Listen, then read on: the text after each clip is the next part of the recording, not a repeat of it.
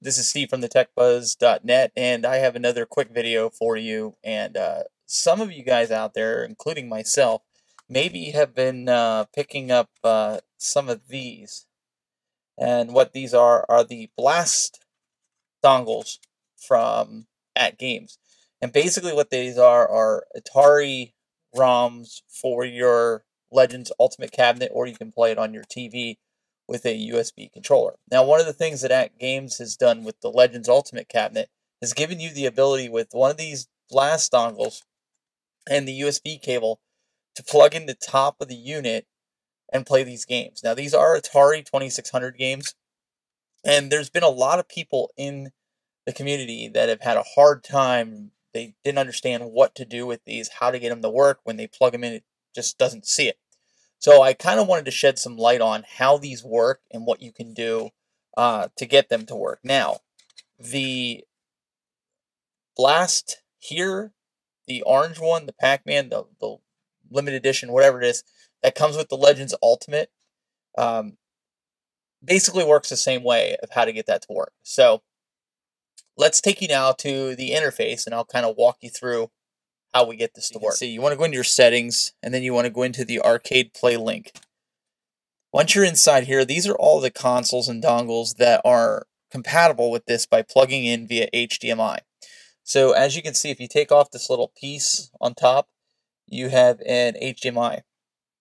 So what you're going to need to do before you hook up the USB is to plug it into your console. Okay, once it's into your console, what I like to do first is I like to plug in the USB cable to the dongle, but don't plug in the USB yet. I plug in the dongle. Now, mind you, the Space Invaders so far is the only one that I didn't have to sync. That worked right out of the box. Not exactly sure why. So I'm going to go over to the Pitfall one because that's the one that I have. And if you notice, there's a serial number underneath, WD3301. On the back of your dongle, there's going to be a let me find it here, a little label on the back.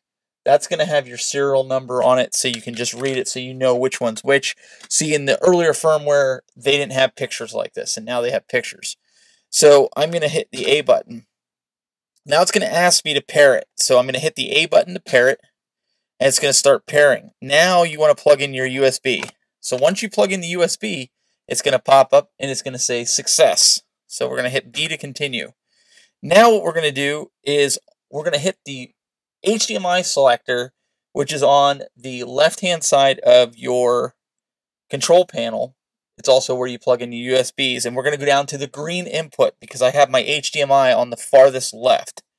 So I'm going to hit the green input, and we should get the blast screen. And that's it. And you have all your games. So you would do that for all your blast dongles, and everything should work great. You shouldn't have any problems. So there you have it, guys. Very easy, very quick to get your blast dongles working and playing some of those great retro games. I hope you found this informative and helpful.